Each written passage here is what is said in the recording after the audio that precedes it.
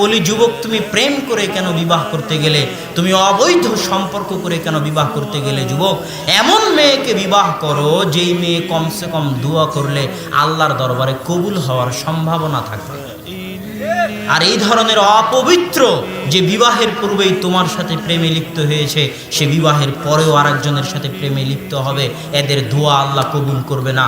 তোমার সন্তানের জন্য দোয়া করার মতো স্ত্রী যদি তুমি বাছাই না করতে পারো, তোমার সন্তান যখন বিপদে পড়বে তখন জায়নামাজ বিছিয়ে আল্লাহর দরবারে হাত পেতে কান্দাকাটি করার মতো স্ত্রী যদি বাছাই না করতে পারো, তাহলে যুবক, তোমার জীবনের 16 আনাই বৃথা, তোমার জীবনের পুরোটাই মিছে।